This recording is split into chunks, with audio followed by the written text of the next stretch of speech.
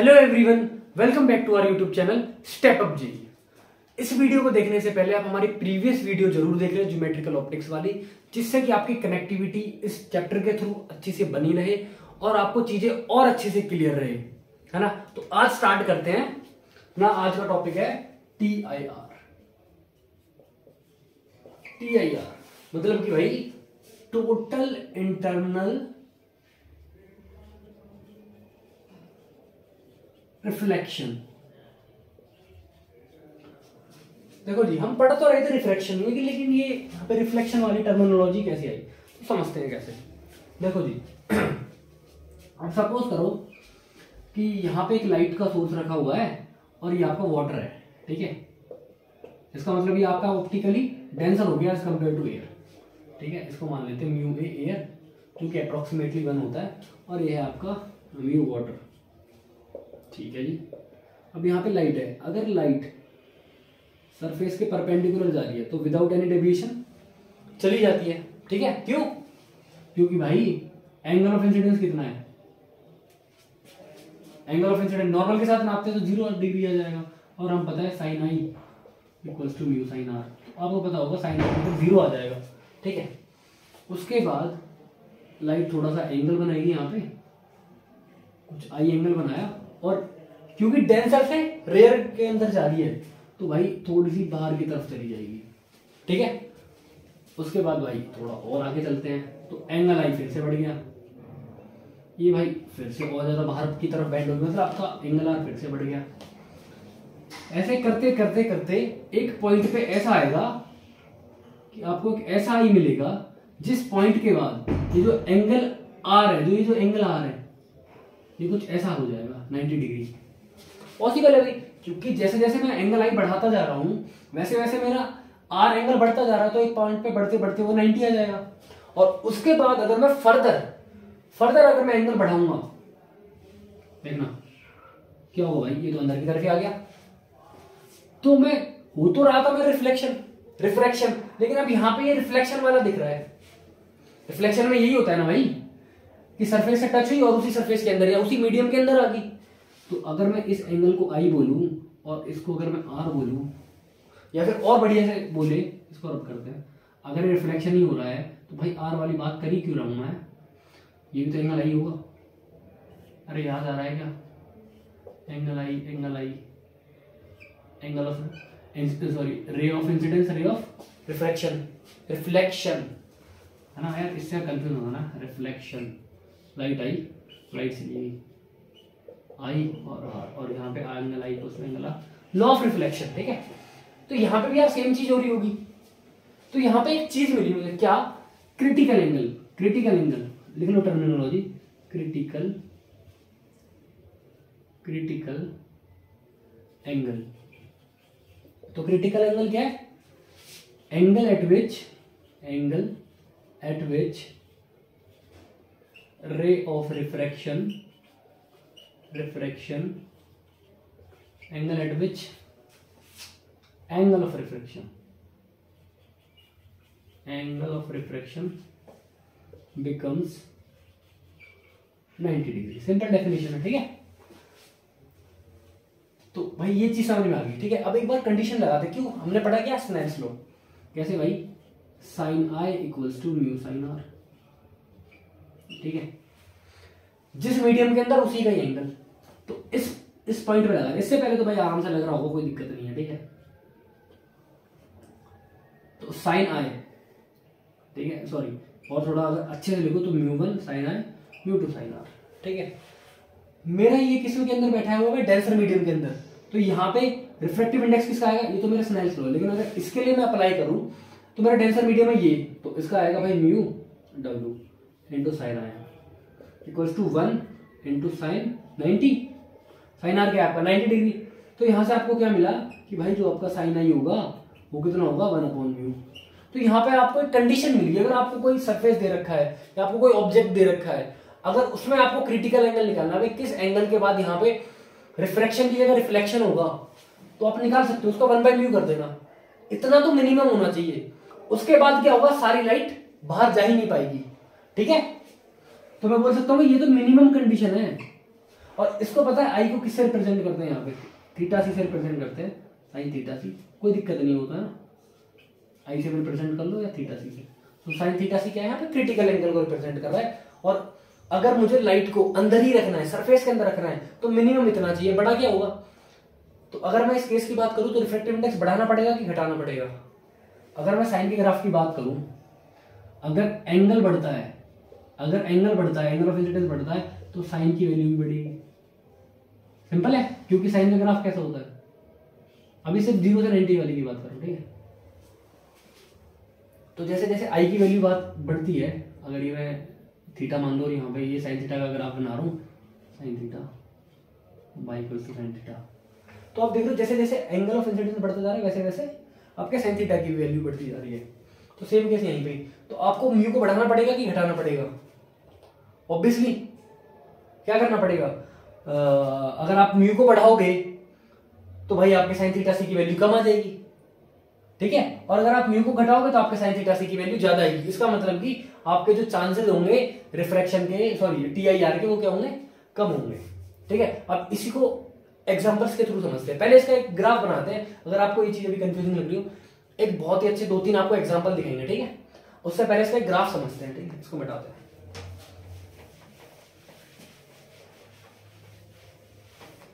ठीक है ना। अभी जो मैंने बोला ना, म्यू बढ़ाना घटाना या फिर थीटा बढ़ाना घटाना, उस चीज को अभी आप नेग्लेक्ट करो, ठीक है ना। अभी आप उसको समझोगे। पहले ग्राफ बनाते हैं, ठीक है। Graph between what, graph between angle of deviation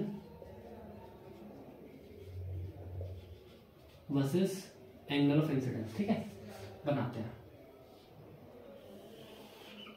ठीक है। डेविएशन नाम से पता लग रहा है कि आपका जो रे है कितनी भटकी है। अगर मैं बात उसको रब करते हैं, ठीक है। अगर मैं बात करूं कि भाई मेरा रिफ्लेक्शन हो रहा था यहाँ पे, ये हो गया भाई रिफ्लेक्शन, तो आपकी रे कितने से भटकी है, ये जा तो रही थी ऐसे लेकिन चली गई ऐसे, तो कितने से भटकी है, इस एंगल से भटकी है। तो ये एंगल कितना होगा, निकालते हैं जी। देखो ये एंगल आपका आई, तो ये एंगल आपका आर, लेकिन मुझे पता है एंगल आई को angle r, I know this thing, okay.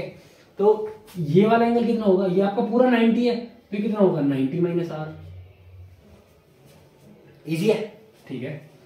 ये वाला एंगल कितना होगा, चलो इसको थोड़ा सा बनाने की कोशिश करते हैं। तो देखो अगर I इक्वल टू आर है तो इसको मैं 2i लिख देता हूँ, ठीक है। तो ये एंगल निकालना है आपको। टोटल कितना है भाई आपका 180, कोई डाउट नहीं होनी चाहिए, ठीक है। अगर मैं इस लाइन की बात कर रहा हूँ, टोटल होना चाहिए आपका 180। मैं अभी इसी एंगल को निकालने की कोशिश कर रहा हूँ, सिर्फ इस वाले एंगल को, ठीक है। या फिर यार इसको टफ क्यों करते हैं, हम इसको ईजी करने की कोशिश करते हैं। तो 2 अप्रोच हो सकते हैं। देखो आपको मेनली आपको निकालना तो यार यही वाला एंगल है ना, ये वाला, तो ये टोटल 180 है। 180 में से कितना माइनस करना है, कितना करना है, आई प्लस आर। और मुझे पता है angle i equal to angle r है, तो क्या कर दूं 180 माइनस 2i, या फिर पाई माइनस 2i।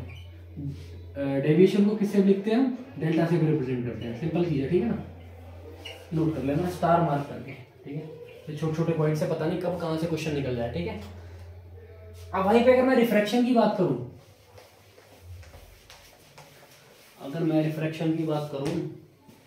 तो भाई ये आपका एक मैंने बना रखा है सरफेस, ठीक है। कोई ग्लास मान लेते हैं, ठीक है। This is your glass, light i, ये आपका क्या है, डेंसर मीडियम है, तो भाई टुवर्ड्स द नॉर्मल बेंड होगी। ये आपका एंगल आई, ये आपका एंगल आर। अब ये लाइट जा तो रही थी ऐसे, लेकिन अभी कितना डेविएशन आया इसके अंदर भाई, सिर्फ ये वाला डेविएशन आया, ये वाला। तो रिफ्रैक्शन के केस में आपका डेल्टा कितना आ जाएगा, डेल्टा रिप्रेजेंट्स व्हाट, डेविएशन। तो ये पूरा एंगल तो आई होगा, VOA, वर्टिकली अपोजिट एंगल, ठीक है। और इसमें सेपरेट कितना आर, तो आई माइनस आर, सिंपल, ठीक है। तो डेविएशन वाला फंडा तो अपना क्लियर है। अब देखो ये आपका हो गया थीटा सी।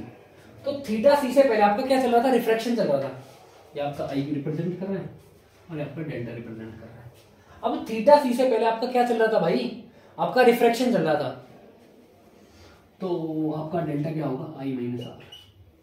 और आई और आर में क्या रिलेशन है हमने पढ़ रखा है भाई, देखो sine i to sine r. इस वाले केस में, डेंसर वाले केस में ध्यान रखना, ये जो आपका TIR वाली कंडीशन आप खुद सोचो ये किसके अंदर हो सकता है। ये हो सकता है अगर आपका जो इनिशियली जो आपका रे जा रही है वो किससे जा रही है, डेंसर से जा रही है, ठीक है, डेंसर से रेयरर जा रही है, रेयरर से डेंसर के अंदर नहीं, क्योंकि उसके अंदर क्या होगा भाई, ये आपका रेयरर मीडियम और ये आपका डेंसर मीडियम, ठीक है। अब इसके अंदर अगर लाइट आएगी, अगर आप एंगल ऑफ इंसिडेंस बढ़ाओगे तो ऑब्वियसली नो डाउट क्या होगा, बढ़ेगा, लेकिन ये यार towards the normal he bend रहेगा, ये खुद 90 पहुंच जाएगा, लेकिन ये आ रही कभी भी 90 नहीं पहुंच पाएगा, आप खुद सोचो, ठीक है ना। तो ये आई 90 पहुंच जाएगा, ये 90 पहुंचे ना पहुंचे, ये फिर भी अंदर ही रह जाएगा, ठीक है, क्योंकि आर को हमेशा आई से या तो कम होना पड़ेगा या फिर उसके इक्वल, उससे ज्यादा नहीं हो सकता आर। इस वाले केस में जब आपका लाइट कहां से, रेयरर से डेंसर, आई गेस समझ में आ गई होगी बात, इतना तो अपना लेवल बन चुका है, ठीक है। तो इतना तो समझ में आ गया होगा कि भाई ये जो TIR होगा हमेशा कब होगा, जब आपकी रे ट्रेवल कर रही होगी, कहां से, जब आपकी रे ट्रेवल कर रही होगी डेंसर टू रेयर। तो आप डेफिनेशन के अंदर इस पॉइंट को भी डाल सकते हो, ठीक है।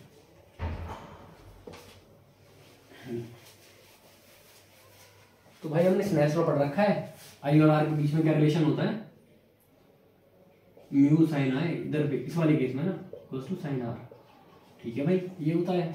तो आपका साइन आई कितना हो जाएगा, साइन आर निकालते हैं, तो आपका आर कितना आ जाएगा, r is somewhat mu into sine i, sorry inverse आ जाएगा, sine inverse of mu sine i. आप जब यहाँ पे पुट करोगे तो आपको दिख रहा है कुछ इनवर्स वाली टर्म में आ रहा है, तो आपको पता है साइन इनवर्स का ग्राफ कैसे होता है, देखो साइन का तो ग्राफ होता ही है, ठीक है, इनवर्स का कैसे होता है, समवॉट ऐसे, ठीक है। तो भाई देखते हैं इसका, और ये इतना ही जाता है, ठीक है, और इस पॉइंट पे आके इसने वैल्यू नहीं दी, ठीक है। और उसके बाद क्या होगा, उसके बाद तो भाई आपका रिफ्लेक्शन चालू हो गया, तो उस केस में आपका क्या हो जाएगा, आई माइनस आर, सॉरी उस केस में आपका हो जाएगा reflection deviation pi minus 2i, ये भी देखा है हमने। तो आपको दिख रहा है पाई तो कांस्टेंट है और 2i क्या है आपका, एक समवॉट ऐसे दिख रहा है, y equals to minus sorry mx plus ये जो यहाँ पे आपका m क्या है, नेगेटिव है, -1 है वैसे तो, लेकिन आप नेगेटिव बोल दो, लेस देन 0 है ना। तो आपका डिक्रीजिंग आएगा, तो आप जब ग्राफ बनाओगे तो कुछ ऐसा बनेगा, और ये यहाँ पे वैल्यू ले रहा होगा। आपको ये पता है हॉलो डॉट का मतलब क्या है, ये वहां तक जा रहा है लेकिन उसकी वैल्यू नहीं ले रहा है, ठीक है। मैथमेटिक्स के अंदर आपको ये या तो आपको बता दिया गया, अगर आपको नहीं पता है तो आपको आगे पता लग जाएगा। वैसे आपको अभी समझ लो कि अगर आपका हॉलो डॉट है इसका मतलब है ये वैल्यू नहीं ले रहा है, और अगर आपका कंप्लीट डॉट है इसका मतलब ये यहाँ पे वैल्यू दे रहा है, ठीक है। तो ये आपका यहाँ पे ये वाली वैल्यू कितनी होगी, पाई माइनस 2i, और ये आपका कितना हो जाएगा, pi by 2 minus I. Maximum values की बात कर रहे हैं, ठीक है, यहां तक जा सकते हैं। ग्राफ बना लेना, आपको आई गेस ग्राफ कैसे बनाया वो भी चीज समझ में आ गई होगी, और नहीं तो आपको जनरली क्या करा जाता है, ग्राफ को रटवा दिया जाता है, तो आपको अच्छे से समझ में आ गया, क्योंकि यहाँ पे साइन इनवर्स वाला खेल चल रहा है, इसलिए यहाँ पे ऐसा, और यहाँ पे रिफ्लेक्शन का सीधी डायरेक्ट इक्वेशन होती तो डायरेक्ट डिक्लाइनिंग स्लोप वाला हमने स्ट्रेट लाइन बना दी। अब यार इसके एप्लीकेशंस कहाँ पे होते हैं, अगर मैं आपसे बात करूं कि भाई एक डायमंड चमक रहा है, तो आप उसको रिफ्लेक्शन बोलोगे, रिफ्रैक्शन बोलोगे, क्या हो रहा है, तो आप बोलोगे भाई रिफ्लेक्शन की वजह से मुझे देखते हो डायमंड बहुत ज्यादा चमकते हैं ना। तो उसके एप्लीकेशन देख लेते हैं। तो ऐसे क्वेश्चन बन जाते हैं कई बार कि भाई आपको इंटरफेरेंस पैटर्न दिख रहा है जो आप वेव ऑप्टिक्स के अंदर पढ़ोगे, आपको पोलराइजेशन पैटर्न दिख रहा है, आपको फोटो इलेक्ट्रिक इफेक्ट दिख रहा है, या फिर आपको डायमंड दिख रहा है, तो वो किसका कॉज है, रिफ्लेक्शन का, रिफ्रैक्शन का, है ना, या फिर वो लाइट के किस नेचर को शो कर रहा है, वेव को या फिर पार्टिकल नेचर को। तो पहला है कि भाई स्पार्कलिंग ऑफ डायमंड,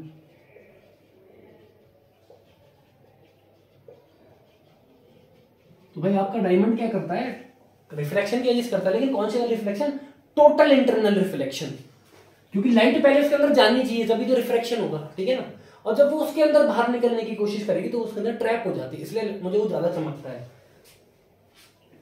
तो इसके पता है इसका क्या होता है, मैं आपको थोड़ी स्पेसिफिकेशन वैसे आपको जरूरत नहीं है, फिर भी बता देता हूँ कि जो इसका म्यू होता है वो 2.5 के आसपास होता है, रिफ्रैक्टिव इंडेक्स ऑफ डायमंड। और अगर इसी हिसाब से इसका अगर मैं थीटा सी निकालूं तो वो समवट 24 डिग्री के आसपास आता है, ठीक है ना। अब निकाल लेना वैसे 1 बाई म्यू से, 1 बाई म्यू इज वॉट 1/2.5 जैसे देखो साइन थीटा। तो आप देख लेना साइन थीटा आपका 2/5 के लिए कितना आ रहा है, कैलकुलेट करना कुछ ऐसे आएगा 24 डिग्री के आसपास, तो कम एंगल है, ठीक है। और इसलिए मैं इसको जब डायमंड को कट करता हूँ तो उसको इस तरीके से कट करता हूँ कि आपका हर बार जो लाइट इंसिडेंट करे वो इससे या इससे ज्यादा वाले एंगल पे इंसिडेंट करे, ठीक है, ताकि वो अंदर अंदर की तरफ से, ताकि वो निकल ना पाए उससे, ठीक है। दूसरा आपका होता है भाई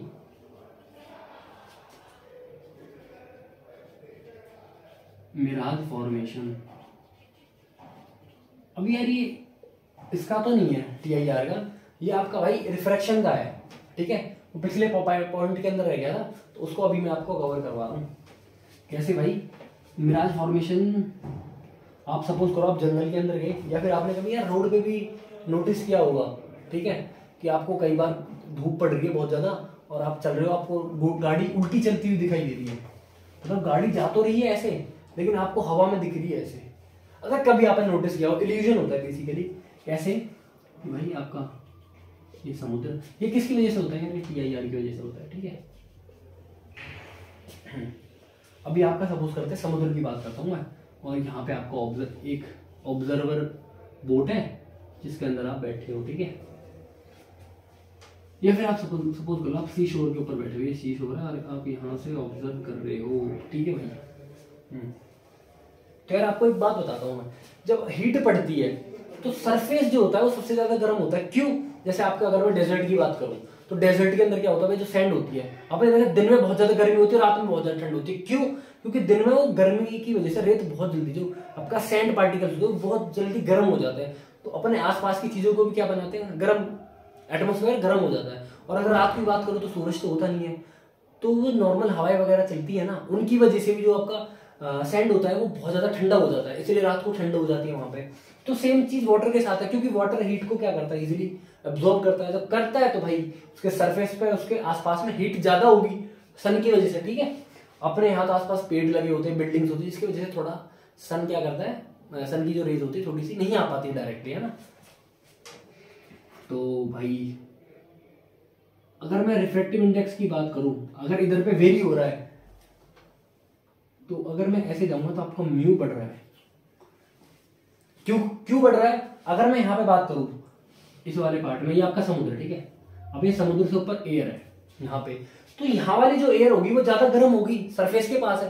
अगर वो ज्यादा गर्म होगी तो उसकी रैंडमनेस बढ़ेगी, पढ़ रखी है रैंडमनेस, कि भाई जिसके पास ज्यादा एनर्जी वो पार्टिकल ज्यादा तेज चलेंगे, तो उनकी रैंडमनेस ज्यादा होगी।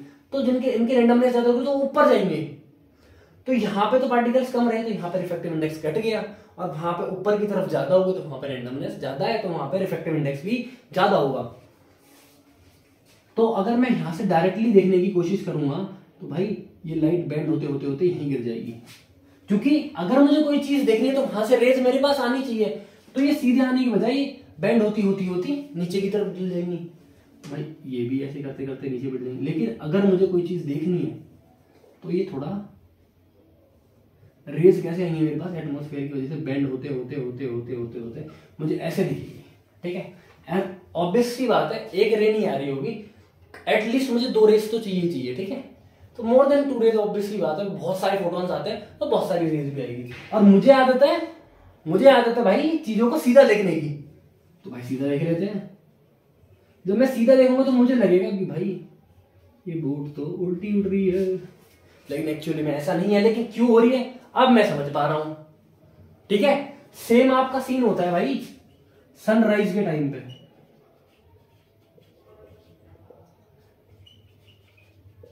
आपको जो सनराइज होगा वो 2 मिनट पहले से दिखना स्टार्ट होगा, और जब वो छिपेगा तो आपको 2 मिनट बाद तक एक्स्ट्रा दिखेगा। इसका मतलब जो आपको जो सन का ड्यूरेशन है वो आपको 4 मिनट एक्स्ट्रा दिख रहा है डे में रोज।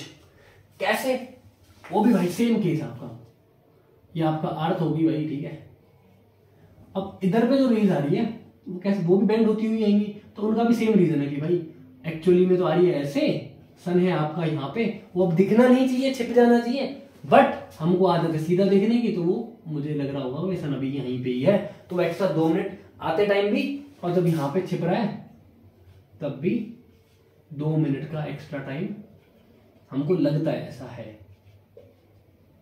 ठीक है, इंपॉर्टेंट है यार, इसको छोटा मत समझना, इन्हीं छोटे छोटे पॉइंट से पता नहीं कहां पे क्वेश्चन आ जाए, क्योंकि आप जब एग्जाम दे रहे हो, अगर आप हार्ड क्वेश्चन कर रहे हो तब भी आपको, अगर मैं जेई की बात कर रहा हूँ, जेई एडवांस की बात कर रहा हूँ, जेई मेंस की बात करूं, तो तब भी आपको 4 नंबर मिलने हैं। ठीक है, और अगर मैं बात करूं आपने इजी क्वेश्चन किया तब भी आपको 4 नंबर मिलने हैं। तो समझदारी कहां पे है कि आपने हार्ड क्वेश्चन में 10 मिनट लगा के एक क्वेश्चन सॉल्व किया, ठीक है, आपको मिले 4, और वहीं पे दूसरा बंदा है, उसने देखा है टफ क्वेश्चन है, मुझ पे आता है लेकिन मेरा टाइम ज्यादा लग रहा है, तो उसको बाद में देखूंगा, पहले इजी वालों को कर लेता हूं। ठीक है, और उसने उस 10 मिनट के अंदर 5 क्वेश्चन करे, तो भाई ऑब्वियसली बात है, जेई ये थोड़ी ना बोले भाई आपने टफ क्वेश्चन किया है तो आपको 4 की जगह 20 नंबर दे दूंगा या 8 नंबर दे दूंगा, वो देगा आपको 4 नंबर ही। तो यहाँ पे क्या इजी चीजों को भी ऐसे स्किप नहीं करना है, ध्यान रहना चाहिए। ठीक है, सनराइज आप अपने हिसाब से यहाँ पे लिख लेना। चलो भाई आगे बढ़ते हैं।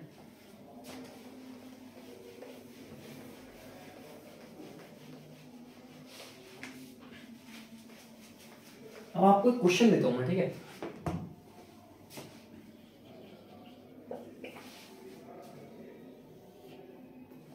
ये आपका एक पॉन्ड दे रखा है आपको, ठीक है, पॉन्ड या फिर आपका स्विमिंग पूल कुछ भी समझ लो, और यहाँ पे मैंने एक लाइट सोर्स दे रखा है। ठीक है, तो अभी अभी हमने पढ़ा है कि भाई हर एंगल से एक पॉइंट तक ही लाइट क्या होगी, रिफ्लेक्ट होगी, उसके बाद क्या होगा, सारी लाइट अंदर रह जाएगी। तो अगर मैं ऊपर से ऑब्जर्व कर रहा हूं तो भाई पहले तो लाइट सीधी निकल गई, थोड़ी टेढ़ी बन गई, लेकिन आप समझो सीधी निकली। ठीक है, चलो बना ही देते हैं यार। ठीक है, ये सीधी निकल गई, उसके बाद आपकी लाइट बाहर निकलो भाई, लाइट बाहर निकल गई, उसके बाद लाइट फिर से बाहर निकल गई, उसके बाद लाइट फिर यहीं रहेगी, उसके बाद क्या रहेगी, लाइट अंदर ही रहेगी। सेम चीजें यहाँ पे भी चल रही होगी। ठीक है, एरो जरूर बना देना। ठीक है भाई, पता होना चाहिए भाई डायरेक्शन क्या रहेगी। ठीक है भाई, बना दिया, और ये ऐसे जा रही है और ये भी ऐसे जा रही है। तो यार आपको कुछ ऐसा नहीं लगेगा, अगर आप ऊपर से देखोगे तो आपको एक सर्कल दिखेगा, लाइट का सर्कल दिखेगा बेसिकली, क्योंकि जो आपकी लाइट बाहर आई वो सिर्फ इस एरिया तक बाहर आई है, देख रहे हो। इसके बाद आपकी लाइट बाहर ही नहीं है तो आपको दिखेगी भी नहीं, क्योंकि वो तो अंदर ही रहेगी। अगर आप ऊपर से ऑब्जर्व कर रहे हो तो आपको एक सर्कल दिखेगा। ठीक है, 3D में ऑब्जर्व करो, ये सिर्फ ऐसे ऐसे नहीं है, इधर की डायरेक्शन में भी होगा, अंदर की डायरेक्शन में भी होगा। ठीक है, तो आपको एक सर्कल ऑब्जर्व होगा, अगर आपको सर्कल दिखेगा तो आप उसकी रेडियस निकालनी है, और आपको दे रखा है कि भाई h हाइट गिवन है, और आपको रिफ्रैक्टिव इंडेक्स ऑफ वाटर दे रखा है। ठीक है, करते हैं सॉल्व। चलो देखो, ऑब्जर्व करते इस वाले पॉइंट से, सॉरी इससे नहीं, जहां से आपका 90 डिग्री पे बेंड हुआ है, इससे मतलब नहीं मुझे। तो मैंने क्या करा, एक स्ट्रेट लाइन ड्रॉ करी, और मैंने देखा कि भाई ये थीटा सी होगा। क्यों होगा, पढ़ रखा है भाई, क्रिटिकल एंगल। तो आपकी मैं बात करूं साइन थीटा सी की, तो आपका साइन थीटा सी आ जाएगा 1/μ। ये आपका पहला पॉइंट हो गया। ठीक है, आपको h गिवन है, हाइट गिवन है, बता रखा है, अब आपको निकालना है r। अगर मैं इस एंगल की बात करूं, आपका साइन थीटा सी है, और इसको r एज्यूम कर लेगा, आपको अभी r पता नहीं है, ये h है। अगर मैं इस साइड की बात करूं, ये जो ये वाली साइड है, ये आपका कितना होगा, ये होगा √r² + h², हाइपोटेनियस है। ठीक है, ओके। और अगर मैं इस वाले की बात करूं, मुझे क्या गायब करना है भाई, मुझे बेसिकली गायब करना है थीटा सी, और मुझे क्या गायब करना है, आर को उसके इक्विवेलेंट बनाना है। लाते हैं, चलो भी। तो साइन थीटा सी क्या होगा, अगर मैं साइन थीटा की बात करूं, साइन थीटा क्या होता है, परपेंडिकुलर अपॉन बेस। तो परपेंडिकुलर लगा देते हैं भाई, परपेंडिकुलर का क्या है आपका, this is your perpendicular, perpendicular this is your r upon √r² + h² equals to 1/μ। क्या करें, दोनों साइड क्या कर दे, स्क्वायरिंग कर दे, तो r² upon r² + h² equals to 1/μ²। कोई दिक्कत नहीं आनी चाहिए। ठीक है, अब इसको क्या कर देते हैं, पूरे को रिवर्स कर देते हैं, भाई r² + h² upon r² equals to 1/μ²। Sorry, ये तो μ² हो जाएगा ना पॉजिटिव में, सॉरी न्यूमरेटर में। अब क्या करें, 1 + h² upon r² equals to μ²। So h² upon r² equals to 1 - μ²। कुछ गड़बड़ है क्या? आप जल्दबाजी में ये काम मत कर देना म्यू स्क्वायर माइनस 1, कहीं पूरी मेहनत पानी में मिल जाए ना, इसलिए पूरा सोच समझ के माइंड को एकदम सेंटर में लगा के तब कैलकुलेशन करनी है, सॉल्व करना है। तो आपका क्या आ जाएगा 1/r² is what mu square upon h square. तो आपका r कितना आ जाएगा h upon root of mu square minus. Easy है, सिंपल है ना। कैलकुलेट अगर आपको कंसेप्ट क्लियर है तो आपको ये चीजें बहुत सिंपल लगेंगी, है ना। फिर तो वैल्यूज को घुमाना है, इधर पलटना है, वैल्यू पुटिंग का खेल है, ठीक है। क्या चीज ये रटना है हमें? नहीं भाई नहीं रटना है, ठीक है। बस समझना है, अंडरस्टैंडिंग बढ़ानी है अपनी, ठीक है, थिंकिंग कैपेसिटी बढ़ानी है। चलो जी आगे बढ़ते हैं।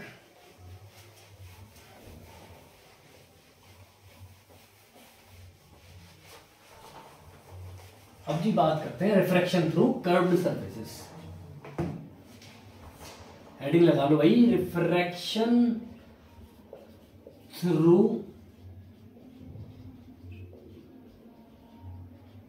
Curved surfaces. देखो भाई ये वाला पॉइंट है ना, इसकी डेरिवेशन आती है आपकी बोर्ड में, ठीक है ना। और ये 4 टाइप में दे रखा है। कैसे कि भाई एक तो आपका कॉनकेव कर्व्ड सरफेस होता है, एक आपका कॉन्वेक्स कर्व्ड सरफेस बनाते हैं भाई। इसको डिवाइड करते हैं, चलो इसको डिवाइड करा भाई दो में। एक तो आपका हो गया कॉनकेव कर्व्ड सरफेस, कर्व्ड या फिर आपका रिफ्रैक्टिव सरफेस ही बोलते हैं, ठीक है, सरफेस। और आपका आ गया कॉन्वेक्स कर्व्ड सरफेस, ठीक है। अब इसके अंदर भी 2 पॉइंट होंगे, इसके अंदर भी 2 पॉइंट होंगे। क्या क्या पॉइंट होगा कि भाई आपका ऑब्जेक्ट इन डेंसर मीडियम और आपका होगा ऑब्जेक्ट इन रेयरर मीडियम। अब सेम इसी के अंदर भी ये भी 2 ही केस होंगे, object in denser medium and object in rarer medium. तो ये 4 पॉइंट है। अब इसको हम इजी करेंगे कैसे? सिर्फ एक पॉइंट को समझेंगे अच्छे से, ठीक है, रटना नहीं है। पता है इसकी अलग अलग डेरिवेशन कराई जाती है, अलग अलग तरीके से रटा जाता है, ठीक है, करते हैं ऐसा बंदा। लेकिन हमको ऐसा नहीं करना है, हम सिर्फ एक को पढ़ेंगे और उसके थ्रू सारे को समझ लेंगे। चलो स्टार्ट करते हैं, ठीक है, रब कर देता हूं, ठीक है।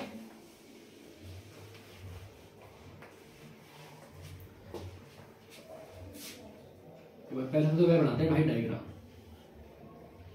देखो आपको ऑब्जेक्ट रखा हुआ है यहाँ पे, ठीक है। तो अगर आपकी इंसिडेंट रे यहाँ पे पड़ रही है तो उसको क्या लगेगा भाई? ये कॉन्वेक्स, ठीक है। तो ये आपका क्या हो गया भाई? कॉन्वेक्स कर्व्ड सरफेस, सिंपल, ठीक है। अब इसका मतलब ये नहीं है कि भाई आपका ऑब्जेक्ट यहाँ पे रखा है और आपका वो है तो कॉनकेव हो गया, तो ये कॉनकेव रिफ्लेक्ट कर्व्ड सरफेस हो गया। नहीं भाई, बाहर से ही देखना है, ठीक है, रेयर मीडियम से ही देखना है मुझे, ठीक है। तो भाई यहाँ पे आपको ऑब्जेक्ट रखा हुआ है, ये आएगा और क्या करेगा? ये आपका नॉर्मल है, ठीक है। कर्व्ड सरफेस पे आपकी जो नॉर्मल होती है किससे पास होती है? जो आपकी नॉर्मल है वो सेंटर ऑफ कर्वेचर से, ठीक है, 90 डिग्री बनाते हुए। नॉर्मल हमेशा क्या बनाएगी? सरफेस से 90 डिग्री। और ऐसी चीज हमेशा किससे पास होगी भाई? किससे पास होगी? आपकी सेंटर ऑफ कर्वेचर से। सर्कल के हमने मतलब इतने माइनर रूल्स हमको आने चाहिए। ये क्या होगी भाई? बेंड टुवर्ड्स नॉर्मल होगी, यहाँ पे कहीं पॉइंट पे जाके आपकी इमेज बना देगी, ठीक है। अब इसके लिए हमें करना है, तो यहाँ पे भाई आपको अल्फा बीटा गामा करके 3-4 वो एक सिंपल सी डेरिवेशन है वो कर लेंगे। लेकिन आपको मैं एक बार डायरेक्ट रिजल्ट लिखवाता हूँ, क्योंकि डेरिवेशन आपको बुक के अंदर इजीली मिल जाएगी, आप इजीली कर लोगे, ज्यादा टफ नहीं है, सिंपल गेम है, ठीक है। तो आपका इसका ऐसा फॉर्मूला बनता है, इसको मैं बोल देता हूँ μ2 और इसको बोल देता हूँ μ1। अब मे भी ये वाटर के अंदर रखा हो, मे भी ये एयर के अंदर रखा हो, μ1 को आप कुछ भी मान लो, ठीक है। और μ2 है तो आपका ग्लास वाला है, ठीक है। तो इसका बनता है μ2/v minus μ1/u equals to μ2 minus μ1/r। भाई याद कर लो, बहुत इंपॉर्टेंट फॉर्मूला है, बहुत जगह यूज होने वाला है, ठीक है। μ2/v minus μ1/u equals to μ2 minus μ1/r। आपका μ2 क्या है? Refractive index in which the image is forming। v is your image distance, पढ़ रखा है किसके अंदर? मिरर के अंदर। μ1 is your the medium in which object is present। u is your, this is not mu, this is u is your what? u is the object distance and r is your radius of curvature of this convex curved surface. तो ये आपका एक direct result है। अगर मैं बात करूं, इसको देखना, डायग्राम को थोड़ा चेंज करते हैं और मैं बोलता हूं कि भाई आपका जो ऑब्जेक्ट है वो मैंने अब की बार इसके अंदर बैठा दिया।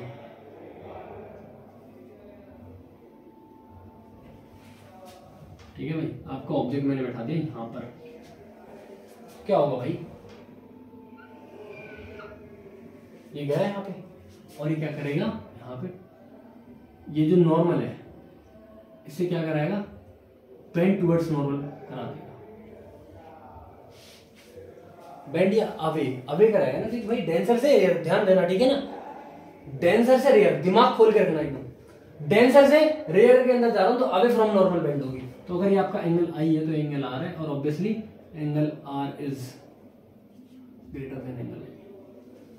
समझ रहे हो क्यों बड़ा हो, क्योंकि डेंसर से रेयर के अंदर जा रहा है। आपका μ2 है, ये आपका μ1 है।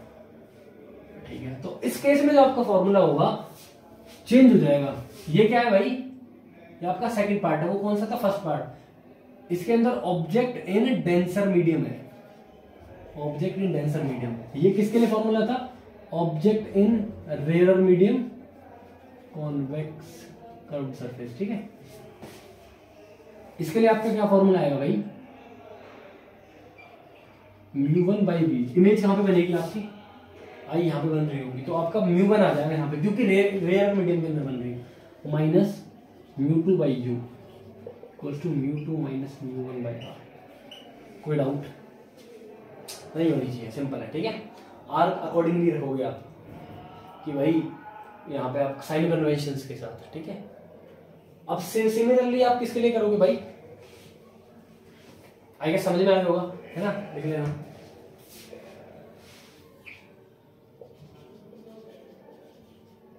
Object in denser medium. यार यहाँ पे पता है एक चेंज और कर सकते हैं आप लोगों की सुविधा के लिए। वैसे अगर आप साइन कन्वेंशन लगाओगे तो आपको प्रॉब्लम नहीं आएगी। देखो, आपको सपोज करो इसकी रेडियस दे रखी होगी, कुछ सपोज कर लेते हैं 20 सेंटीमीटर इसकी रेडियस आपको दे दी। जब आप यहाँ पे फॉर्मूला पुटिंग में जाओगे तो आपको पता है वी और यू अकॉर्डिंगली मुझे कैसे लेना है, साइन कन्वेंशन के हिसाब से। लेकिन आप अगर आप रेडियस पे आप गौर दोगे, अगर यहाँ पे आपका ऑब्जेक्ट रखा हुआ है, ठीक है, तो जब आप रेडियस नापोगे तो आप रेडियस ऐसे सेंटर से ऐसे जाओगे, इसका मतलब रे की डायरेक्शन ऐसे, आप इसके अपोजिट जा रहे हो, तो आप पॉजिटिव लोगोगे कि नेगेटिव, ऑब्वियसली आप नेगेटिव लोगे। तो इस वाले केस में अगर आप डायरेक्ट माइनस आर भी लगा दोगे ना, माइनस आर भी, तो आप डायरेक्ट आर की वैल्यू भी पुट कर सकते हो, यहाँ पे 20 सेंटीमीटर, यहाँ पे 20 सेंटीमीटर। लेकिन अगर आपने साइन कन्वेंशन अच्छे से पढ़ रखे हैं तो आपको पता है कि भाई वी कैसे लेना है, क्योंकि वी क्या है, रे की डायरेक्शन ये है भाई, तो वी आपका क्या आएगा इस केस में, पॉजिटिव है ना, इस केस में पॉजिटिव रहेगा। और आपका यू जो है वो क्या रहेगा, नेगेटिव, क्योंकि ऑब्जेक्ट डिस्टेंस आप ऐसे नापोगे। इवन आप आर भी, आर आपका यहां तक आप ऐसे नापोगे, this is your r and this is your u. ठीक है, तो अब बढ़ते हैं अपना नेक्स्ट वाला, जो कि भाई आपका कॉनकेव कर्व्ड सरफेस। ठीक है,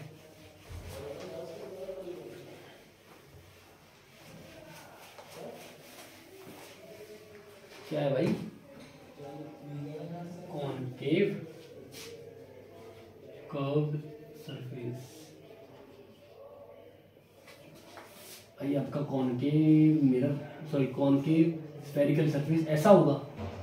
ठीक है, जो ऑब्जेक्ट होगा उसको क्या लगेगा, या फिर जो आपका रे होगा उसको लगेगा ना भाई कॉनकेव वाला पार्ट है ये। अगर मुझे मिरर वाला थोड़ा बहुत याद आ रहा हो तो मुझे याद पता होगा। ठीक है, तो हियर इज योर ऑब्जेक्ट, ये भाई रे गई ढिचिक, क्या होगा भाई, बेंड हो जाएगा। ये आपका नॉर्मल यहाँ पे, तो आपका सेंटर ऑफ कर्वेचर यहाँ पे, रे कहाँ पे जाएगी भाई, टुवर्ड्स और अवे, ऑब्वियसली टुवर्ड्स जाएगी, टुवर्ड्स द नॉर्मल, ऐसे बेंड होगी। और जब आप इसको एक्सट्रापोलेट करोगे तो आपको इमेज कहीं यहाँ पे बनती हुई दिखेगी, आई दिख रहा होगा। ठीक है, तो यहाँ पे आपको क्या दिख रहा है भाई, फॉर्मूला वही रहेगा, ये आपका μ2, ये आपका μ1। इमेजिनरी इमेज है, इमेजिनरी इमेज तो मुझे लगेगा कि भाई ये इसी के अंदर बन रही है। तो आपका ऑब्जेक्ट कहाँ पे भाई, μ1/u। यहाँ पे आपको थोड़ी सी कंफ्यूजन लग सकती है, लेकिन कंफ्यूज मत होना, है ना। तो μ1/u equals to, sorry minus μ2/v। अब v आपको क्या लेना है वो आपको पता है, कहाँ पे बन रही है इमेज, है ना, μ1 μ2 माइनस μ2 बाई वी, अच्छा सॉरी उल्टा दिया मैंने, μ2 by v minus μ1 by v. ध्यान रखना है ना, ये छोटी छोटी गलतियां नहीं करना। इक्वल्स टू, जैसे जैसे आप प्रैक्टिस करते रहोगे ना वैसे वैसे आपकी ये गलतियां कम होती रहेगी। अगर आप सिर्फ पढ़ के जा रहे हो तो आपको क्वेश्चन में आएगा यार ये चीज कैसे करनी थी। इससे बेटर ये देखो, गलती हमारी फिक्स है किसी टॉपिक को लर्न करने की। अब वो आपके ऊपर डिपेंड करता है कि वो आप उसको रफ कॉपी में गलती करके सही करना चाहते हो या फिर आप डायरेक्ट एग्जाम में वो गलती करने के बाद सोचोगे यार कैसे सही करूं, काश पढ़ लेता। तो इससे बेटर है कि गलती आप अपनी रफ कॉपी के अंदर कर लो, ठीक है। आ जाएगा आपका आर।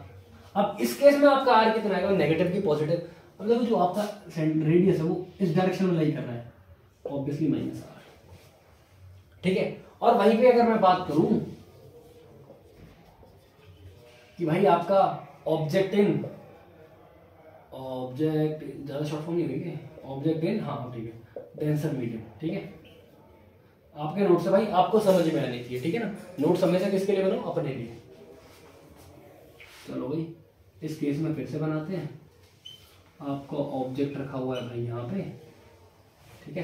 तो आपका क्या बनेगा भाई, μ2 by v minus μ1 by u. इस केस में आपका रेडियस, आपकी रे आ रही है ऐसे ऐसे आएगी, और आपका रेडियस ऑफ कर्वेचर इस डायरेक्शन में, तो आपका यहाँ पे सॉरी सिर्फ आर ले सकते हो, कोई दिक्कत नहीं है। आगे समझ में आ गया होगा। इसके ऊपर एक क्वेश्चन करते हैं फिर समझते हैं। चलो ये रब करते हैं। तो भाई क्वेश्चन कुछ ऐसे दे रखा है कि आपके पास क्या है, एक फिश पॉट है, ठीक है। अब फिश पॉट के अंदर उसकी रेडियस आपको दे रखी है 10 सेंटीमीटर, और क्या दे रखा है आपको कि जो आपकी फिश है ना ये, ठीक है, डायग्राम देख के हंसना मत, ये है आपकी 4 सेंटीमीटर फ्रॉम द सेंटर, ठीक है, और ये आपका इधर 10 सेंटीमीटर, और आपका ये है पॉइंट P और ये है आपका पॉइंट R। अब आप एक बार P पॉइंट से देख रहे हो, आप एक बार R पॉइंट से देख रहे हो, तो आपको एक्चुअल जो मेरे फिश है इसकी आपको पोजीशन क्या दिख रही होगी, ठीक है। एक्चुअली में तो रखी है यहाँ पे, तो आपको इमेज दिखेगी, तो आपको इमेज ही ना, तो आपका ऑब्जेक्ट कहाँ पे रखा हुआ है, देखो ऑब्जर्वर आपका चाहे रियल मीडियम में, लेकिन आपका ऑब्जेक्ट कहाँ पे रखा हुआ है, ऑब्जेक्ट आपका रखा हुआ है भाई डेंसर मीडियम के अंदर, जिसका रिफ्रैक्टिव इंडेक्स वाटर का, अगर कुछ नहीं दे रखा है तो क्या ले लेंगे भाई 4/3। सॉल्व करते हैं। फॉर्मूला भाई अभी अभी हमने पढ़ा था, μ2 by v minus μ1 by u equals to μ2 minus μ1 by r. अब भाई μ2 क्या होता है, μ2 होता है हमारा डेंसर मीडियम, रख दूं क्या 4/3? अरे नहीं भाई, μ2 क्या रखना है पहले आप देखो, ऑब्जेक्ट आपका कहां पे रखा हुआ है, ऑब्जेक्ट रखा हुआ है डेंसर मीडियम के अंदर, तो μ1 क्या आएगा आपका रेयर मीडियम, ठीक है ना। ये जो आपका ये अभी आपका कौन सा वाला सरफेस बनेगा, ये कौन सा सरफेस बनेगा, ये आपका बनेगा curved surface of what, concave curved surface, कुछ ऐसा बनेगा ना। ऑब्जेक्ट आपका यहाँ पे रखा हुआ डेंसर, अभी ये वाला डेंसर हो गया, नहीं ये आपको बनेगा कॉन्वेक्स ही बनेगा वैसे तो बेसिकली, लेकिन कॉन्वेक्स के अंदर क्या बन रहा होगा कि आपको ऑब्जेक्ट रखा हुआ डेंसर मीडियम के अंदर, कॉनकेव है, ठीक है ना, कंफ्यूज मत होना। बाहर से ही ऑब्जर्व करते हैं हम कि भाई कॉनकेव है कि कॉन्वेक्स है, ऑब्जर्व करेंगे बाहर से, ठीक है। चलो जी, तो इस देखो क्वेश्चन के अंदर ही हमारी 2 डाउट्स आए, पर वो साथ के साथ ही क्लियर हुआ, ठीक है। सॉल्व करते हैं। पहला कि भाई आपका μ1 तो 1 होगा माइनस, क्योंकि μ1 आपका क्या होगा 4/3, पुट करते हैं क्योंकि डेंसर मीडियम है। यू क्या आएगा आपका, अगर मैं P पॉइंट से, पहले मैं P पॉइंट से चेक कर रहा हूँ, ठीक है, P पॉइंट, ठीक है, करते हैं केस वन वाला। ये आपको दिख रहा है भाई 10 + 4 14, माइनस का 14 लेंगे, पता है क्यों, क्योंकि लाइट की रे ऐसे जाएगी, ऐसे जाएगी, यहाँ पे बनाएगी या फिर वो एक्सटेंड होगी, वो बाद वाला खेल है, ठीक है। देखते हैं भाई, तो 4/3 और ये आपका प्लस हो जाएगा। μ2 माइनस μ1 कितना आएगा आपका, μ2 माइनस μ1 4/3 माइनस 1 कितना आएगा, ये म्यू नेगेटिव की तरफ 4/3, ठीक है, कितना आएगा भाई 1/3, कितना है भाई 1/3। आपका रेडियस कितना है भाई, अगर आपकी रे ऐसे ट्रेवल कर रही है तो आप रेडियस कैसे नाप रहे हो, ऐसे, तो आपका कितना आ जाएगा माइनस का 10। चलो जी करते हैं सॉल्व। तो 1/b कितना आ जाएगा आपका, माइनस का 1/30, माइनस का इसको उड़ा देते हैं भाई, कितने से टाइम जाएगा 2 and 7 21, माइनस का 2/21, ठीक है, तो आपको क्या दिखेगा 1/v, कुछ कॉमन आ रहा है क्या, माइनस का 1/3 कॉमन आ रहा है, चलो कर लेते हैं, कितना बचेगा 1/10 प्लस 1/7, तो 1/v कितना हो जाएगा माइनस का 1/3 7 8/70, तो v कितना आ रहा है, कुछ नेगेटिव में आ रहा है भाई 210/8। नेगेटिव का मतलब आपको पता है कि इमेज कहाँ पे बन रही है भाई, अंदर की डायरेक्शन के अंदर ही बन रही है। अगर मैं p पॉइंट से चेक करूंगा तो आप ये कैलकुलेट कर लेना कितना आ रहा है पॉइंट में, और आप रेफरेंस लिख सकते हो क्योंकि इस पॉइंट पे आपने इसको माना है, तो आप बोलोगे p से इतना डायरेक्शन अंदर बना है, ठीक है। सिमिलरली अगर मैं r से बात करूं, r पॉइंट से, तो फॉर्मूला वही लगेगा μ2/v minus μ1/u equals to μ2 minus μ1/r।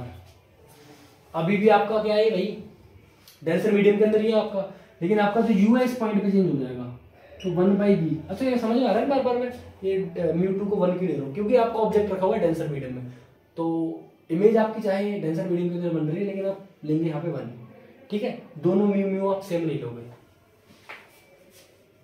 तो 1/v माइनस μ1 कितना आ जाएगा आपका 4/3, और आपका जो u है u आपका बनेगा 10 - 4, ध्यान रखना, ठीक है। ये वाला r से देख रहे हो ना, 6 - 4/3, r आपका फिर से नेगेटिव आएगा, कोई डाउट नहीं होना चाहिए, ठीक है।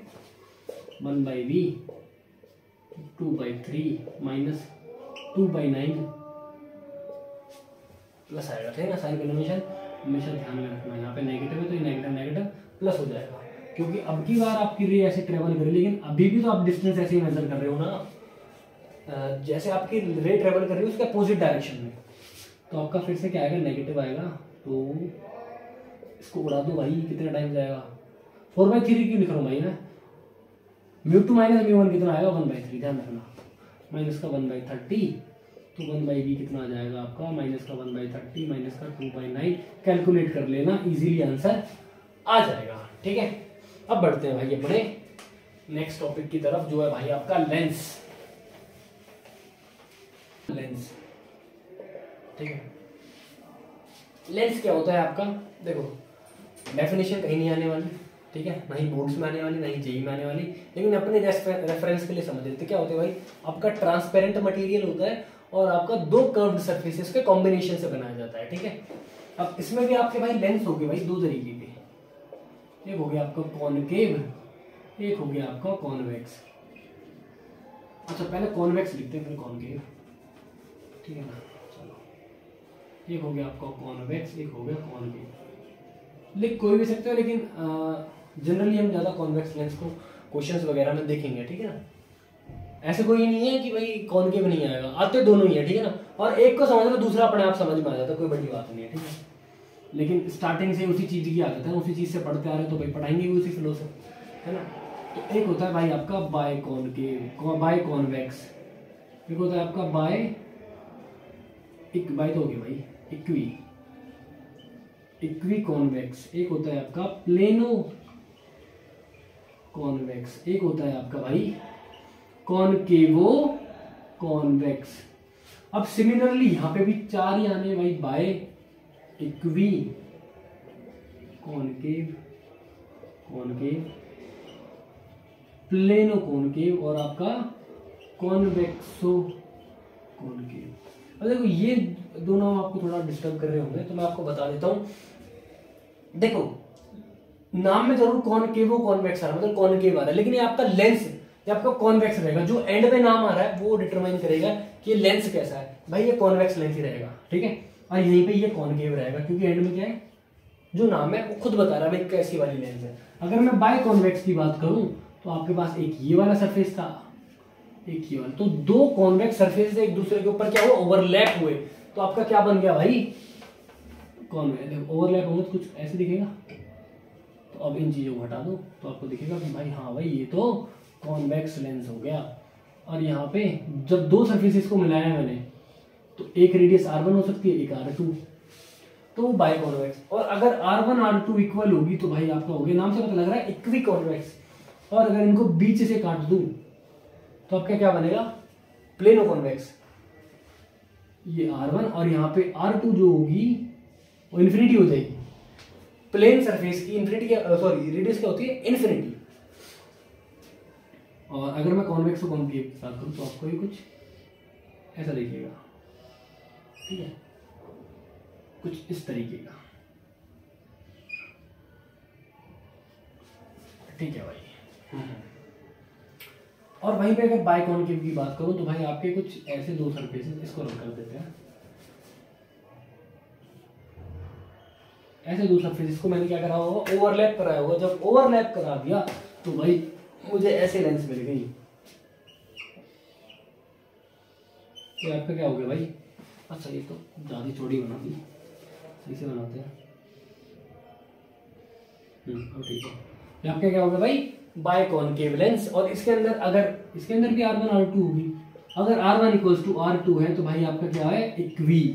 और अगर इसको बीच से काट दूं तो आपको क्या दिखेगा, एक सरफेस, एक सरफेस, या तो ऐसे बना दूं, कोई दिक्कत नहीं है, ठीक है। एक रेडियस आपकी क्या होगी, इन्फिनिटी होगी, ये वाली रेडियस क्या होगी, इन्फिनिटी, और ये आपकी R1, कोई दिक्कत नहीं है, जी सिंपल है, ठीक है। कॉन्वेक्स और कॉनकेव कुछ ऐसा दिखेगा,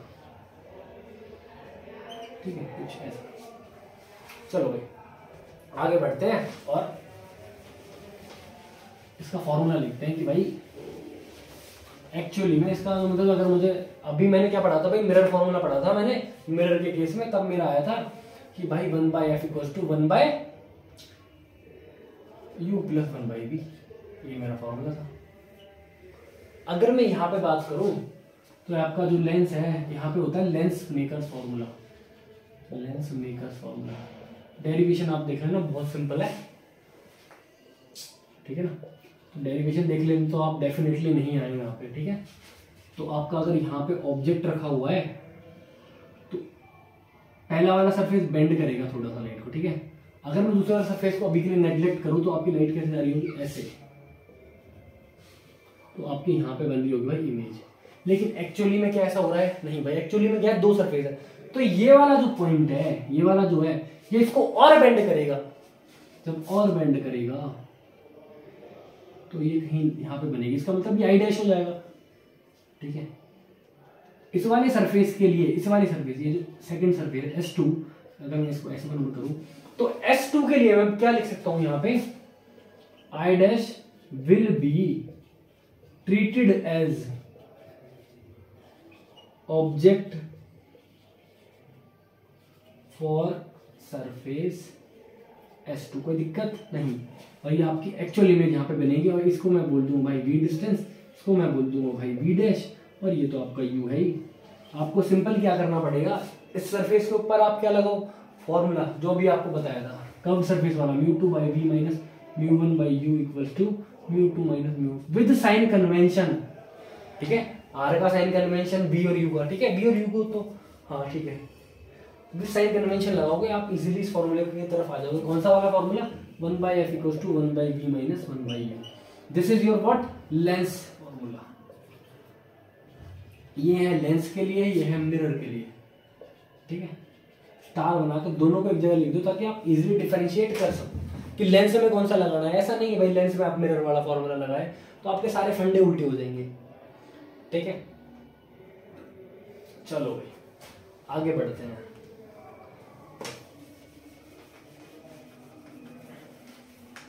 अब यार एक दो वेरिएशंस पढ़ते हैं, ठीक है। ये तो सिंपल था यार, ये तो आपको कहीं भी मिल जाएगा। अब मैं क्या कर रहा हूँ, वेरिएशंस, ठीक है।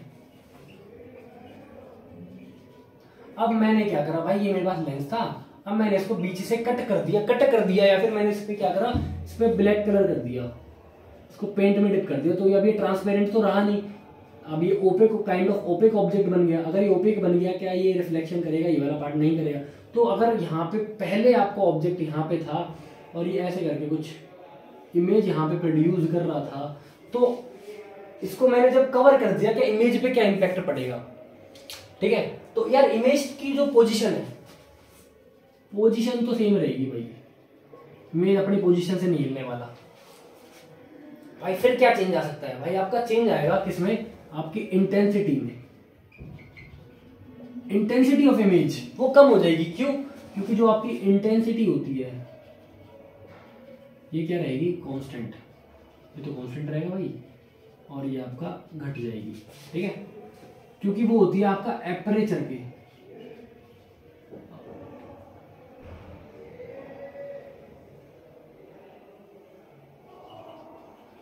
जो आपका अपर्चर होता है उसका स्क्वायर के प्रोपोर्शन में होती है। अपर्चर आपको पता है, ठीक है।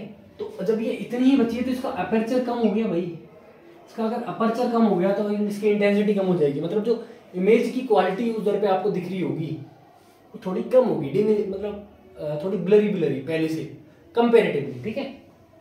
वहीं पे अब एक काम करते हैं, ये तो हो गया अपना फर्स्ट केस है। सेकंड केस में क्या करा मैंने, ये इमेज था, सॉरी ये लेंस थी, यहाँ पे मेरा ऑब्जेक्ट रखा हुआ था, यहाँ पे मेरी इमेज बन रही थी कुछ ऐसे करके, ठीक है, यहाँ पे बैठ गई। अब मैंने क्या करा, इसको बीच से कट कर दिया, कर देते भाई, सॉरी, अब इसको मैंने बीच से कट कर दिया तो क्या होगा यार। अभी मैं डेरिवेशन के अंदर भी आपको बता रहा था, जब वो सरफेस ही कट कर दिया तो आपका जो फोकल लेंथ होती है वो होती है म्यू माइनस आर। अच्छा यार ये फॉर्मूला मैं भूल गया था, अब अभी नोट कर लो, बहुत इंपॉर्टेंट है। किसके केस में, लेंस के केस में, अगर आपको फोकल लेंथ निकालनी है, जैसे आपका ये है, तो म्यू माइनस वन क्या है आपका, म्यू माइनस वन आपका कुछ नहीं है, इसको और अगर मैं स्टैंडर्ड वे में लिखूं तो म्यू टू वन लिख रहा है basically, refractive index of two with respect to one, मतलब ये mu two upon mu one लिखा हुआ है। आपकी लाइट कहां से ट्रेवल कर रही है, आपकी लाइट ट्रेवल कर रही है भाई रेयरर से डेंसर, मतलब कि 1 से 2 ट्रेवल कर रही है, तब ये है। और ये R1 क्या है आपका, फर्स्ट वाले सरफेस जिससे इंसिडेंट हो रही है, उसके केस में आप रेडियस के क्या लोगे, उस केस में आप रेडियस लोगे भाई पॉजिटिव, क्यों, आपकी रे ऐसे ट्रेवल कर रही है, आपको रेडियस ऐसे नापोगे। वहीं पे अगर R2 की बात करूं, इस वाले केस की बात करूं, R2 की बात करूं तो भाई आपकी रे तो ट्रेवल कर रही है ऐसे, लेकिन आप जब इसकी रेडियस नापोगे तो इसकी रेडियस इस डायरेक्शन में आएगी, तो R2 को आप नेगेटिव लोगे, ठीक है, साइन कन्वेंशन के साथ। लेकिन इस फॉर्मूले को आप यार नोट कर लो कहीं पे, इस पे और स्टार लगा देता हूं मैं, एक तो आपका ये वाला फॉर्मूला और एक ये वाला फॉर्मूला, ठीक है, और जो पहले हमने पढ़े हैं बता रखे हैं आपको। तो 1/f equals to mu two one minus 1 upon 1/r1 minus r2, तो उसको बोलते हैं लेंस मेकर्स फॉर्मूला। जब आप इस वाले अभी आपको प्रीवियस वाली डेरिवेशन बताई थी जहां से आपका लेंस फॉर्मूला निकल के आया था, जब आप करोगे तो आपको वहीं से ये भी निकल जाएगा डेरिवेशन से, सिंपल है, ज्यादा टफ नहीं है। क्या आएगा, 1/f equals to mu two one minus 1 upon 1/r1 minus 1/r2, अभी याद कर लेंगे तो भाई हो गया होगा। तो यहाँ पे यार मुझे क्या दिख रहा है कि भाई अभी तो अगर मैं इसको इक्वी कॉन्वेक्स मानूं तो R1 R2 में बराबर मान लेता हूँ, ठीक है, R1 इक्वल टू R2, तो आपको क्या लग रहा है कि एक पॉजिटिव एक नेगेटिव, तो ये पॉजिटिव है R1, ये नेगेटिव है, नेगेटिव नेगेटिव पॉजिटिव हो जाएगा, ठीक है, नेगेटिव नेगेटिव पॉजिटिव हो गया, फॉर्मूला आई गेस आपने लिख लिया होगा। तो क्या हो जाएगा आपका 1/f इक्वल टू कुछ आ रहा है भाई म्यू टू वन माइनस 1 और 2/r, ये आपकी क्या आ रही है फोकल लेंथ, इधर से आप निकाल लोगे। वहीं पे अगर मैं बात करूं तो आपने ये मिटा दिया, इसका मतलब जो R है आपका, ये आपका फर्स्ट केस है जब आपने इसको काटा नहीं था। सेकंड केस में आपने इसको कट कर दिया है, तो आपका जो R है ये इन्फिनिटी हो गया, दूसरा वाला R2 ये इन्फिनिटी हो गया, तो ये 0 हो जाएगा, हो गया भाई 0। तो आप देख रहे हो जो आपका 1/f है वो कितना आ गया, mu two one minus 1/r, मतलब कि मेरी फोकल लेंथ चेंज हुई है भाई, देख रहे हो, फोकल लेंथ चेंज हुई है, और जो मैं मेरा लेंस फॉर्मूले से निकाला था 1/v minus 1/u, object distance same है, f चेंज हुआ है तो v को भी चेंज होना पड़ेगा, तो क्या इमेज मेरी सेम रहेगी, नहीं भाई, इमेज की मेरी लोकेशन चेंज हो जाएगी, यहाँ पे आ सकती है, यहाँ पे आ सकती है, वो डिपेंड करता है, आप निकाल लेना, इजीली निकाल लोगे, लेकिन मुझे बस फर्क पता होना चाहिए, हाँ इमेज की पोजीशन चेंज होगी। अगर मैं बात करूं थर्ड केस की, थर्ड केस देखते हैं भाई। थर्ड केस के अंदर मैंने क्या करा, ये मेरे पास भाई एक लेंस, अब इसको मैंने क्या करा, ये आपका μ1 इफेक्टिव इंडेक्स, μ1 सही से लिख देते हैं भाई, आपका μ1 इफेक्टिव इंडेक्स, ये आपका μ2 रिफ्रैक्टिव इंडेक्स, ठीक है, ये आपका μ2 रिफ्रैक्टिव इंडेक्स, ये आपका μ1, मतलब आप देख रहे हो 2 रिफ्रैक्टिव इंडेक्स से मैंने बनाई है, फिर मे भी आप मल्टीपल भी बना सकते हो ऐसे करके भाई, μ1 μ2 μ3 μ4 μ5 जितने आप चाहो, और यहाँ पे आप ऑब्जेक्ट रखा था, तो आपको इमेज कैसे दिखेगी, तो यार देखो सिंपल, हर लेंस अब एक इंडिपेंडेंट लेंस की तरह एक्ट करेगा, जो हर पार्ट है, डिफरेंट पार्ट्स क्या करेगा, इंडिपेंडेंट लेंस की तरह वर्क करेगा, ठीक है। ये और ये बल्कि सेम दिखा रहे होंगे, इनमें तो कोई फर्क नहीं आने वाला। अब ये दोनों अलग इमेज दिखा रहे होंगे, ये दोनों अलग इमेज दिखा रहे होंगे, कैसे, कि भाई अभी मैंने पढ़ा है कि फोकल लेंथ किस पर डिपेंड करती है, भाई आपकी फोकल लेंथ डिपेंड कर रही है रिफ्रैक्टिव इंडेक्स पे। अगर आपका रिफ्रैक्टिव इंडेक्स चेंज हो रहा है, अगर वो चेंज होगा तो भाई क्या होगा आपका, तो आपकी भाई इमेज की पोजीशन चेंज होगी। तो इसके रिस्पेक्ट में, इसकी मतलब आपको दो इमेजेस मिल रही होंगी यहाँ पे, एक I1 एक I2, I डैश नहीं, एक I1 I2, आपको दो इमेजेस। इस वाले केस में आपको 5 इमेजेस दिख रही होगी, कितनी, 5 इमेजेस। आई गेस आपको चीजें समझ में आ रही होगी। यहाँ पे एक यार एक क्वेश्चन और उठ के आ जाता है, वैसे इसका आंसर मैंने आपको दे दिया है कि भाई आपके पास एक कॉनकेव मिरर था और आपके पास एक कॉनकेव लेंस था। कॉनकेव मिरर और आपके पास एक कॉनकेव लेंस था, इन दोनों को मैंने वाटर में डिप किया, या फिर एक मैंने क्या करा, एक सिस्टम था मेरे पास, इसको रब कर देते हैं, इसको रब कर देते हैं। आपके पास एक पूरा सिस्टम था जी, आपका कॉनकेव लेंस, और वहीं पे यहाँ पे आपको ऑब्जेक्ट, अरे आपको कहीं पे इमेज वगैरह दे रहा है, रफ्ता बना रहा हूँ, ठीक है। और ये आपका कॉनकेव लेंस, और ये आप ऑब्जेक्ट, और यहाँ पे आपने बनाया बाहर की तरफ गई, और इसने इमेजिनरी इमेज यहाँ पे बना दी, ठीक है। तो इस पूरे सेटअप को मैंने पानी में डिप किया और इस पूरे सेटअप को मैंने पानी में डिप किया, तो यार दोनों में डिफरेंस क्या आना है, समझ में आया क्वेश्चन क्या है। पूरे सेटअप को डिप कर रहा हूं मैं, ऑब्जेक्ट, इमेज और ये जो लाइन है सब कुछ, लेंस वगैरह को पानी के अंदर डिप किया, तो भाई क्या चेंज आएगा। तो यार आप जब पहले वाले केस में चेंज करोगे तो आप देखो यार 1/f = 1/v + 1/u, ये फर्स्ट वाला मिरर वाला केस। तो आप देखो यार फोकल लेंथ चेंज होगी क्या, नहीं होगी यार। क्या ऑब्जेक्ट डिस्टेंस चेंज होगा क्या, पानी के अंदर गया तो डिस्टेंस तो उतना ही रहना है ना, क्योंकि आपने उसको फिक्स कर रखा है। तो यार वो भी चेंज नहीं, अगर वो चेंज नहीं होगा तो v में क्यों ही चेंज आएगा, इसमें कोई चेंज। लेकिन अगर लेंस की बात करूं तो 1/f = 1/v, तो यार इसका आंसर इस वाले फॉर्मूले से नहीं मिल रहा, इसका आंसर मुझे इस वाले फॉर्मूले से मिलेगा। इस वाले कौन से वाले से भाई, ये तो मैंने चेंज कर रखा है, μ2/μ1 - 1/r1 - 1/r2। तो देखो यार R1 R2 में तो कोई फर्क नहीं आ रहा, लेकिन आप देखो μ2/μ1, देखो जब वो एयर के अंदर था तो क्या था, refractive index of lens with respect to air. लेकिन इस बार जैसे वो पानी के अंदर डिप करा तो मेरा क्या आ जाएगा, refractive index of lens with respect to water, ये आएगा। और यहां पे आपको एक चीज और मिल सकती है, क्या, देखो जो फोकल लेंथ अगर पॉजिटिव होती है तो मैं उसको कन्वर्जिंग मिरर या कन्वर्जिंग लेंस बोलता हूं। कॉनकेव मिरर मेरा कन्वर्जिंग होता है, कॉन्वेक्स मिरर मेरा डाइवर्जिंग होता है। लेंस के केस में उल्टा होता है, कॉन्वेक्स लेंस मेरा कन्वर्जिंग होता है, कॉनकेव लेंस मेरा डाइवर्जिंग होता है। ये लाइट्स को ऐसे ऐसे ऐसे स्प्रेड करता है, ये कॉन्वेक्स है, कॉनकेव मेरा अंदर की तरफ। लेंस की बात कर रहा हूं, कंफ्यूज मत होना, अपने पॉइंट सेपरेटली लिखते रहना, ठीक है। मैंने इसको पानी के अंदर डिप करा, तो आप एक चीज देखो, जनरली देखो ये -1/r1 आएगा और ये -1/r2, ये देखना ओवरऑल नेगेटिव आएगा, -2 है। और इसको अगर मैं इक्विक कॉनकेव ले लूं तो 1/f = -2/r, ये कौन, इसके वाले केस की लिख रहा हूं मैं, ठीक है। अब जैसे आपने इसको चेंज किया, पानी के अंदर डुबोया, तो ये -1 था यहाँ पे, तो यह क्या आ जाएगा, μL/μw कितना आएगा, लेंस का इतना है, मैं सपोज कर लेता हूँ 3/2 है, और ये कितना 4/3 वाटर का, तो आएगा आपका 9/8, 9/8। या फिर ऐसे करते हैं, इसको पानी में नहीं, इसको यार किसी और डेंसर मीडियम के अंदर डुबोते हैं।